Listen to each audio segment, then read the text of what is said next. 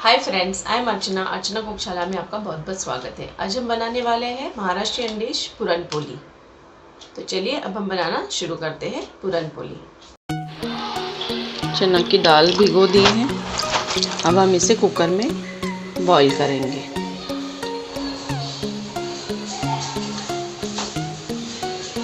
ये देखिए, मैंने कुकर में दाल डाल दी है और थोड़ी मैंने हल्दी और थोड़ा सा ऑयल डाला है इसमें, ताकि ये ऊपर ना आए। अब हम इसे बंद कर देते हैं और 2-3 सीटी होने से पकने देते हैं। देखिए, ये हमने दाल पका ली थी। अभी मैंने इसको कढ़ाई में ट्रांसफ़र कर दिया है। अब हम इसे कढ़ाई में पकाएंगे और इसमें हम शक्कर डालेंगे। मैंने थोड़ा नमक डाल दिया है ताकि स्वाद आए।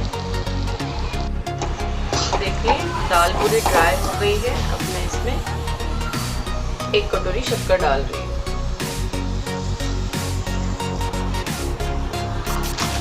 हम इसे अच्छे से मिक्स कर देंगे इसे और पकाएंगे।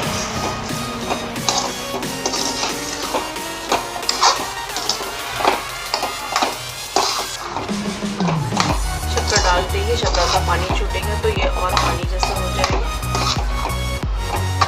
ये अब हम आटा लगा लेते हैं पुरन पोली के लिए। यहाँ मैंने 2 कटोरी आटा लिया है, सादा गेहूं का आटा, और 1 कटोरी भर के मैंने मैदा लिया है।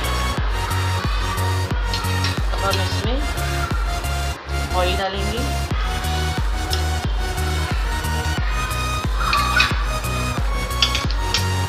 और इसमें थोड़ा नमक डालेंगे और इसे रोटियों की तरह ही एकदम नरम आटा गूंद लेंगे।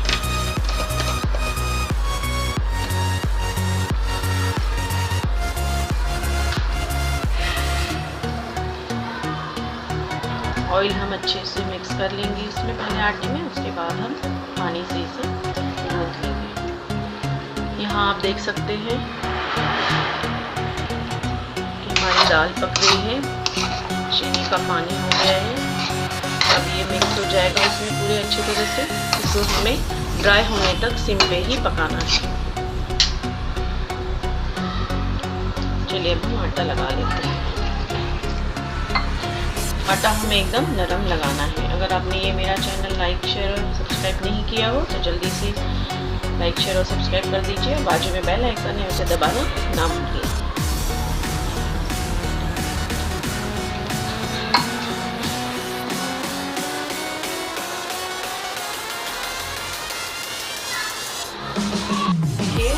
ये हमारी दाल ने पूरा शुगर सोक कर लिया है।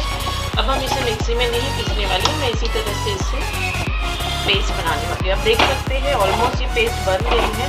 मैं इसे इस तरह से ही घोट लूँगी और हम इसका पेस्ट बना देंगे। फिर इसे हमें पीसने की ज़रूरत नहीं पड़ेगी। आप देख सकते हैं कितने आसानी से इसकी पेस्ट बन गई है। इसे मैं ऐसे ही पकाऊँगी। अगर आपको लगता है कि ये थोड़ा गाढ़ा हो रहा है या चिपक रहा है तो आप इसमें घी डाल सकते हैं।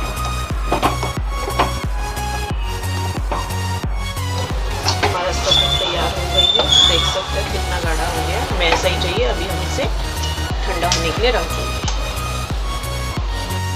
यहाँ पे पुरन के गोले बना के रखे हैं। अब हम इसकी रोटियाँ बनाएंगे। आटे की भी लोइयाँ बना के ली है। अब इसको हम इस तरह से फैला देंगे और हम इसकी स्टफिंग करेंगे। स्टफिंग हम इसी तरह से करते हैं। ऐसे ही हमें स्टफिंग भरनी है। देखिए, आप देख सकते हैं पूरा गोला उसमें हो गया है और जो बचा हुआ ऊपर का आटा है उसे भी हम निकाल देंगे ताकि हमें आटा ना लगे। देख सकते हैं आप।